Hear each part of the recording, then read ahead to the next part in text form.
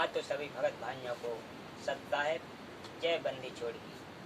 आज का मेरा वीडियो बनाने का उद्देश्य यही है कि किस प्रकार से महान संत होते हुए भी मूर्खता दिखाई जा रही है। जो सामने महान मूर्ति दिख रही है, इन्हें तो आप भली भांति जानते ही हैं। कौन है? वृंदावन धाम के गौरी गोपाल आश्रम के पीठाधीश्वर अनिरुद्ध आचार्य जी महाराज। दिखने में तो ऐसे दिख रहे हैं जैसे स्वयं विष्णु जी ही पृथ्वी पर अवतरित हो चुके हैं, लेकिन अब भगवान की कथा को छोड़कर दूसरों के दोषों का वर्णन करने पर उतर आए हैं। अब तो महिलाओं के दोष वर्णन करने में लगे हैं। चलिए देख लेते हैं इनका एक वीडियो। गपोड़िए महाराज जी। आने वाले टाइम पे देख लेना, लोग फिर जल्दी शादियां करना शुरू कर देंगे। क्यों? क्योंकि अब लड़कियां लाते हैं 25 साल की। अब 25 साल की लड़की 4 जगह वो मुंह मार चुकी होती है, सब नहीं पर बहुत। और वो 25 साल की जब तक आती है तो पूरी जवान होके आती है। जब जवान होके आएगी तो स्वाभाविक है कि वो अपनी जवानी कहीं ना कहीं तो वो उसकी जवानी फिसल जाएगी या जाएगी। पहले तो महाराज जी ये बताइए कि कौन से शास्त्र में दूसरों के दोषों का वर्णन करना लिखा है। आज हम इसी का प्रमाण रामचरितमानस में दिखाएंगे। क्या रामचरितमानस का अध्ययन नहीं किया आपने? श्री राम ने स्वयं कहा है कि दूसरे के दोषों को स्वप्न में भी नहीं देखना चाहिए।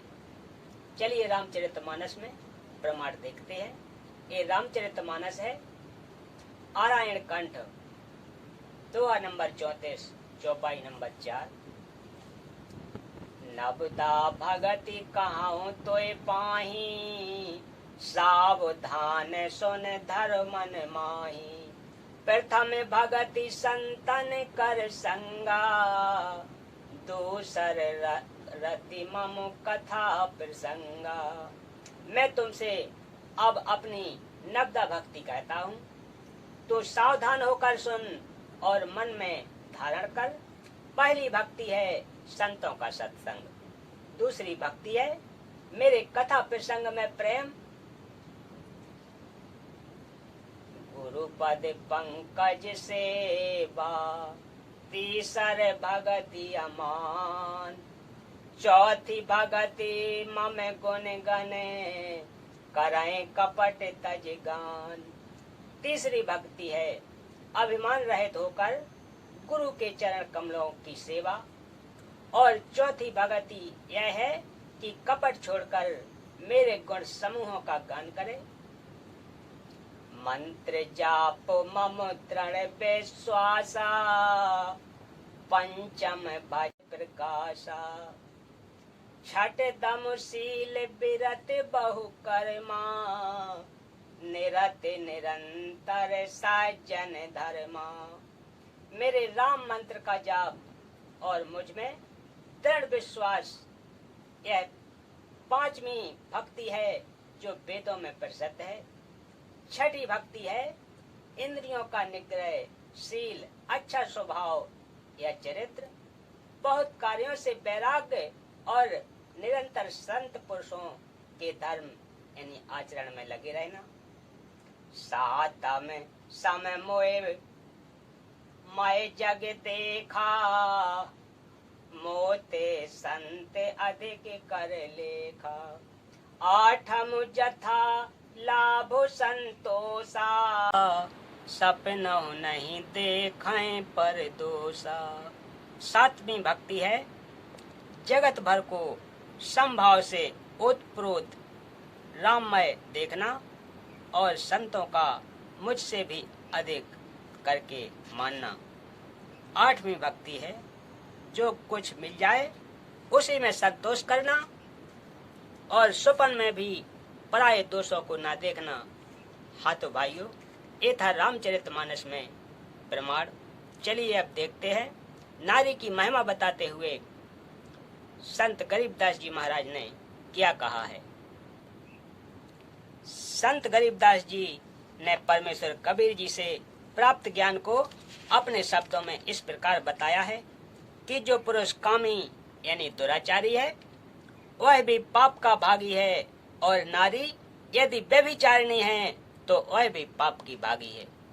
जिन माताओं के गर्भ से उच्च संतों का जन्म हुआ है, वे नारी आदरणीय हैं।